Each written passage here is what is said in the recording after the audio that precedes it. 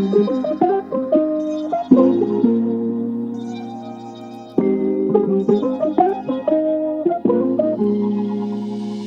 Well, hello and welcome once more to the All Good Things podcast, episode 15. Wow. It's crazy to think how far and how fast we've gotten to this point.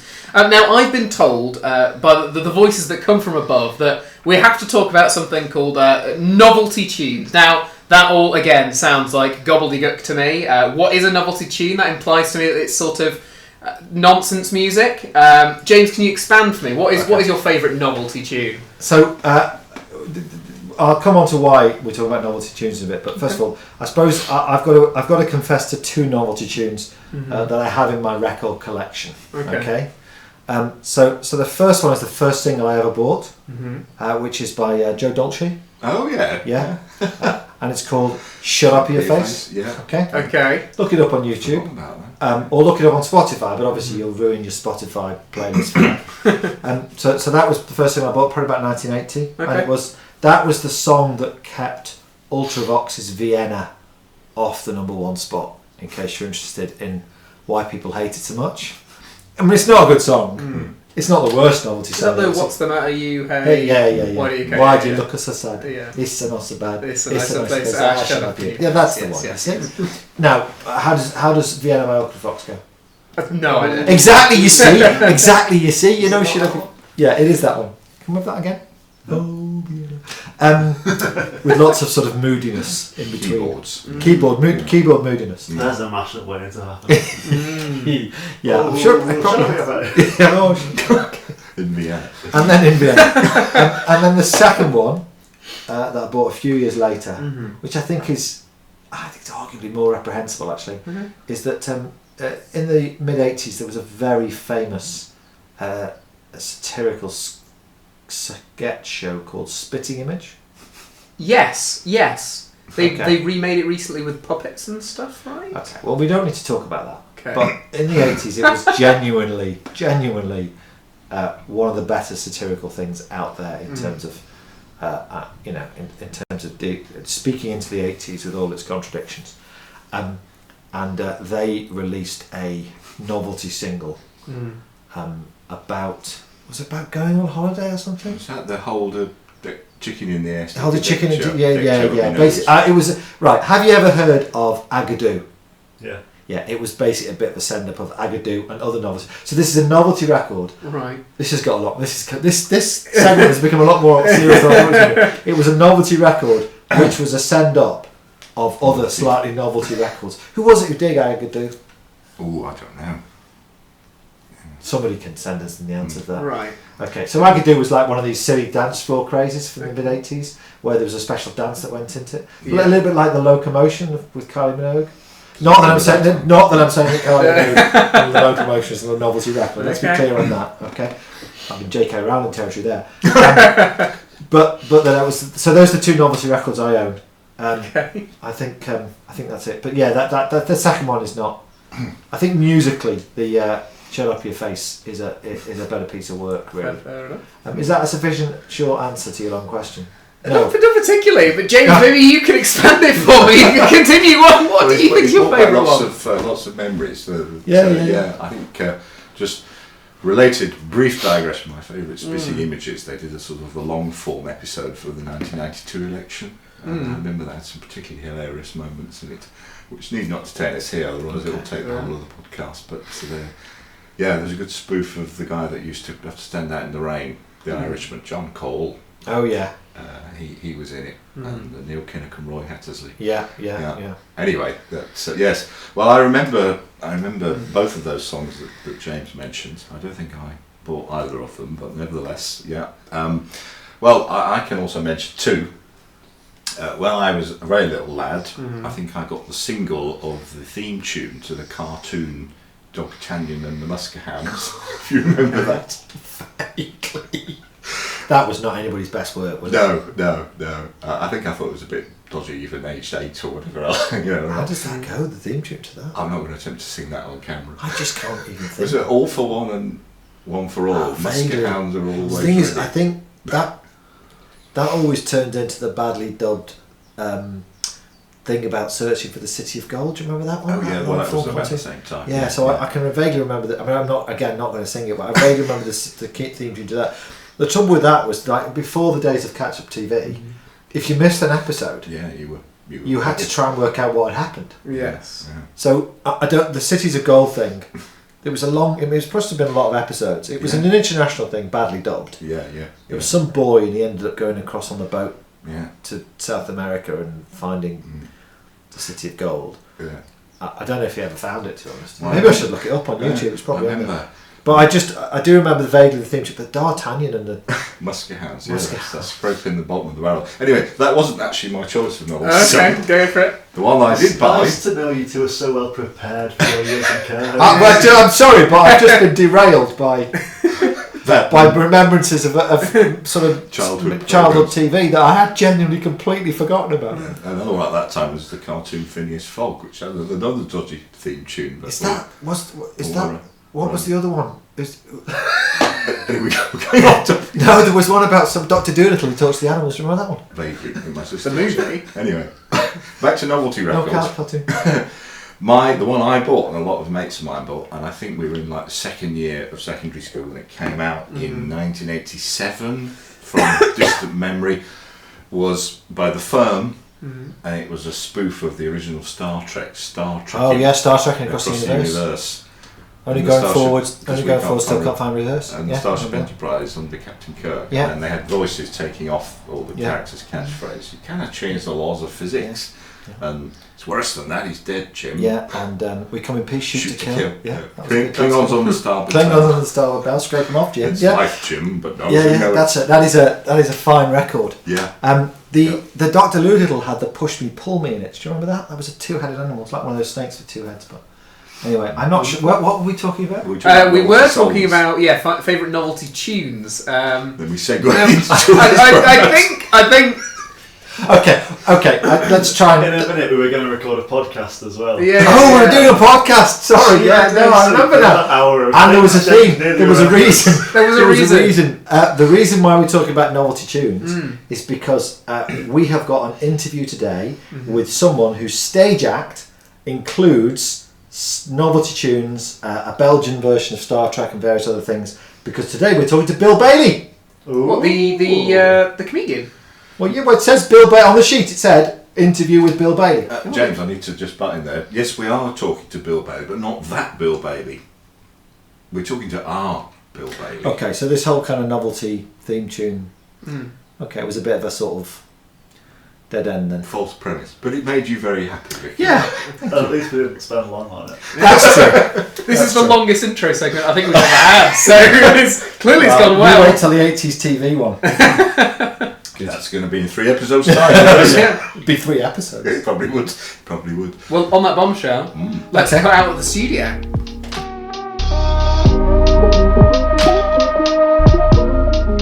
Well, welcome everybody. Here we are, another main segment of another podcast episode. Thank you for watching. Now, if you are paying close attention, you may have spotted that we are out. All Good Things podcast is out on tour. We are filming on location. This is a bit of a new departure for us. And the reason we are out and about on location is because we are at the home of a very good friend of mine, Bill Bailey, from St Paul's Church in Little Eaton. Now, the reason for our little chat here on camera, Bill, is you and I have recently been doing some one-to-one Bible studies together. Yep. So my first question, Bill, if you would, is for anybody that's sort of unfamiliar with the concept of what one-to-one Bible study is and what that sort of actually looks like in practice. Do you want to just talk briefly about what it was that we did when we got together to do those studies? Yeah. Absolutely. Yeah, so we've sort of completed 2 of the booklets, haven't we? So we've done quite a few. The booklets are basically split into 3 parts, a mixture of Old and New Testament, and you basically work your way from beginning to end. So James and I would try to meet weekly. Now, the first stage of it, the important stage of it, is preparation. So prior to the meeting, you'd obviously read the section of the Bible that it was alluding to, and then there'd be a series of questions. Some of the questions were directly about the text. The others were kind of applications to the modern world of the text. Yeah. So you put your own thoughts down. Yes. Which were often aligned, but not always. And then we'd meet. We alternated. Your house, my house. Yeah. Alternate meetings. And then James, you just start with a prayer. Yeah. Very important, yeah, absolutely. And then I'd read the relevant section, and then together we'd go through the supplementary questions, sharing our opinions, exploring the issues that were raised, because each individual session sort of had a theme to it, which were very specific issues. And then at the end we'd pray again about anything specific, and also generally thanking the Lord for the opportunity to meet and explore the reading. So I think that was basically I think that's a very comprehensive description, Bill. Thanks. Yeah, I mean, I think it was good to try and meet weekly, wasn't it? Yeah. Otherwise, you sort of lost momentum. Exactly. Inevitably, we couldn't always manage that because you were busy with work or we were away or whatever. But and yes, I think from memory, we'd take roughly between sort of an hour to an hour and a half, depending on how long we talk for, because you sometimes go off topic. Indeed, quite regularly. But you're right, and I think from memory there was it about 24 or 25 studies in each book. Yeah, I think so. Sounds about right. Yeah, as you say, divided into Old and New Testament, and if you do both the books, it kept us going for quite a good number of weeks. Absolutely, if not months into. Yeah, so that's what we did, and as I say, that's a very helpful explanation of what it looked like in practice. So my next question, Bill, is having done it, how did you find doing the studies together? Did you find it helpful? What did you find, if it was hopefully helpful, what did you find sort of particularly It was helpful. It's good to know. Good start. Yeah, good start. Well, probably the first to say it was really enjoyable. Yeah. The company was great, and the subject matter was great. So it was something I looked forward to. The second thing is, I think we all probably have a different base knowledge of the Bible, and obviously I had a reasonable knowledge of it, but probably not as good as I thought it was. So one of the great things was just to take a relatively small section, a piece of Paul's teaching or whatever, and really sort of dig into it, because I think I've said this to you many times before, James, it's amazing when you read things that you've read many times before sometimes, and you can still find new things and nuance to it that you've missed kind of previously. And exploring it with you obviously has a much greater in-depth knowledge of the Bible, was useful from my perspective, because I'd sometimes ask you questions, sometimes challenging questions, sometimes easy ones. To get back to you on that one. Yeah, exactly. So that sort of exploration together, and then when we came to actually nitty-gritty, it was a nice blend of some of the questions about the text were pretty straightforward, others less straightforward, and also then the application questions, because that kind of made us think about, okay, so how does this apply to our lives as we live them in 2025? No, good point. No, you're absolutely right, and that was, as you say, very challenging. It was relatively easy, or as you said, not always that easy to work through the text and what it kind of meant originally. But as you say, then key questions: how does it apply to us today? And what impacts does what we've learned from the Bible have on our Christian lives? And that is certainly a good challenge to think about. So you're absolutely right. I just to add to what you said, I found it very helpful as well. I guess the other thing for me was, we knew each other through church, but I think certainly from my perspective, we got to know each other much better. Oh, absolutely. Really sort of helped build friendships and relationships. So I think that's another good thing about doing the one-to-one stuff. Again, you mentioned prayer. We, as you say, we prayed through the topics that we studied, didn't we? But then we could pray for other stuff. We've prayed for work situation, family things, and that's really good as well, isn't it? Praying. Yeah, absolutely. And we've seen sort of answers to prayer on the way, haven't we? We did, quite a few. Yeah, really encouraging. That thing we prayed about last week or 2 weeks ago. So that's fruition. That's another encouragement, isn't it? Absolutely. Yeah. So all good stuff. So Then my next question, Bill, is you've described what we did, and you've just sort of outlined how it was helpful and useful. So, having said all that, would you recommend it to somebody else who's maybe thinking that they might like to do some? Yeah, absolutely. Yeah, unequivocally. Yeah, I think it's a great thing to do on a number of levels. As you say, I think it helped create a friendship between ourselves, and I just think the exploration of the Bible and your faith with somebody else to kind of sound off is really helpful. Like a sounding board, yeah. Exactly, yeah. Because sometimes things are spinning in your head and you think, oh, what about that? And you're not really getting there. And actually to vocalise it and hear somebody else's view, which you might not have actually considered, and think, oh, actually, that's a different way of looking at it. That was all. So would I recommend it? Absolutely, I would recommend it. And I don't think for people who think, oh, well, I don't really have much knowledge of the Bible, I don't want to be embarrassed. Don't worry about that. No. Don't worry about that. Absolutely not. Because you're basically taking whichever section it is verbatim, and then you're digging deep into it. So whether you've got a theology degree or you've come from no background, you can actually get a lot out of it. Absolutely, yeah. And just picking up on that point, Bill, there's no stupid questions, there's no daft questions. Don't be embarrassed to ask a question. So I've always wondered about that, and it might sound silly, but that is the forum. Unlike when you're listening in church on a Sunday where you have the opportunity to ask questions and discuss, as you say, openly. So that's helpful. And I think that the other thing, I think I've said to you before, but when in my previous line of employment, I was once preparing for doing a Bible study. I think I was surreptitiously doing some photocopying one lunchtime, and my colleague thought, "What are you doing?" I said, "We're studying the Bible." He looked at me and said, "What, again?" But I think you made a really helpful point earlier, Bill, that even a familiar passage that you think you know or you've read many times, because we believe, don't we, the Bible is living and active and all those things, we can have fresh insight, fresh learning each time we come back to it. So I think, if you're thinking, well, I've looked at the Bible, why do I need to look at it? Not the Bible.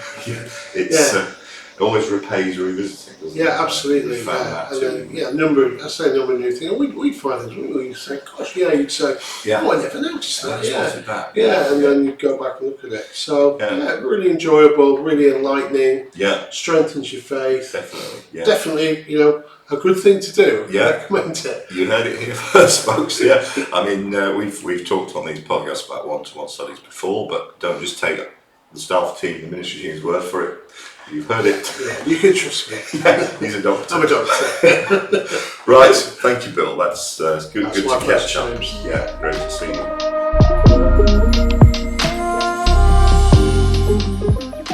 Well, huge thanks to Bill for joining in. And let me say, after our opening segment, that was an upgrade on Bill Bailey's.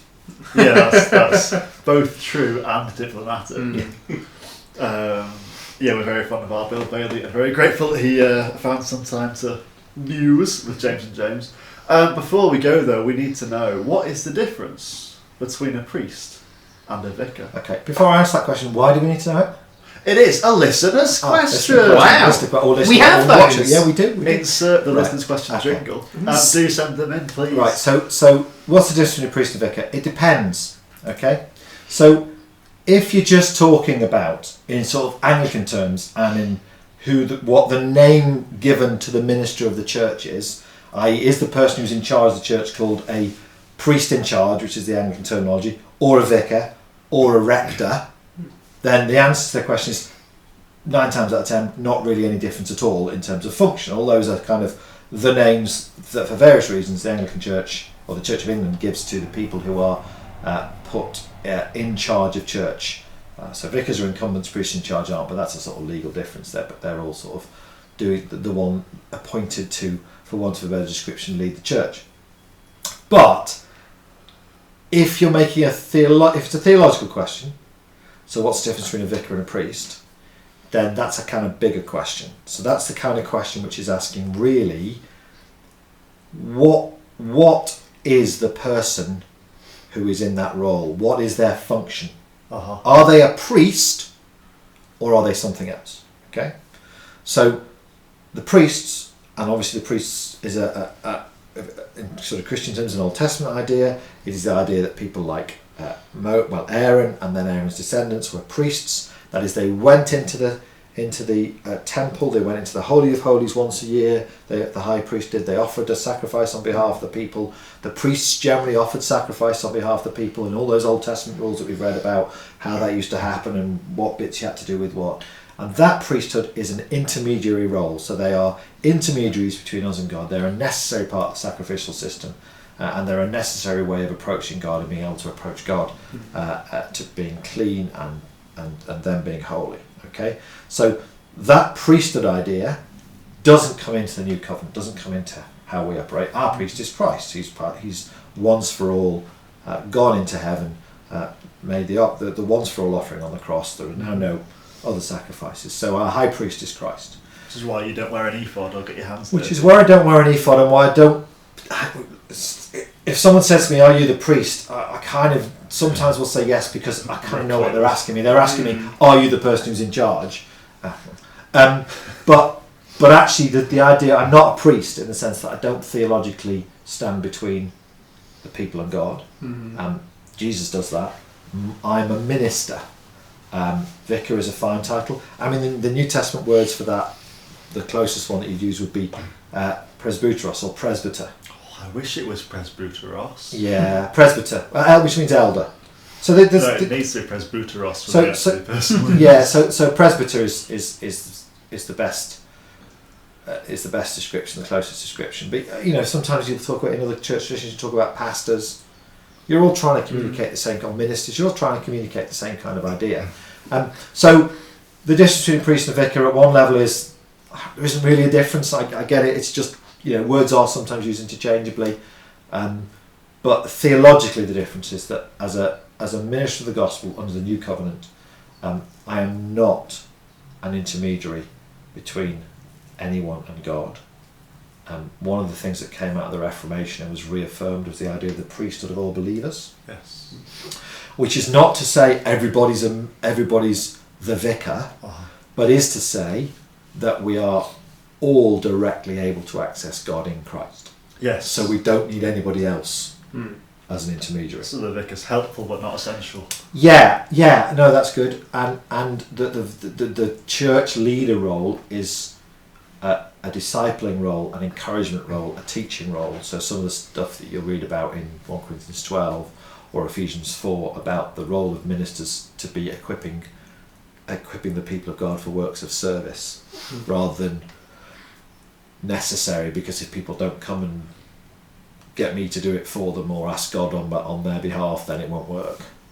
So sometimes people say, will you pray for that person for me? And I always, of course, the answer to that question is always yes. The edge to that sometimes is I kind of want to say, but you do know that your prayers are as effective as mine, don't you?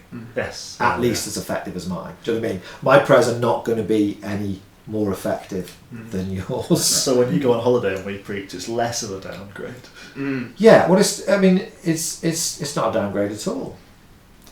We've got that recorded, folks. That's all we need. Thanks for joining us. He said diplomatically.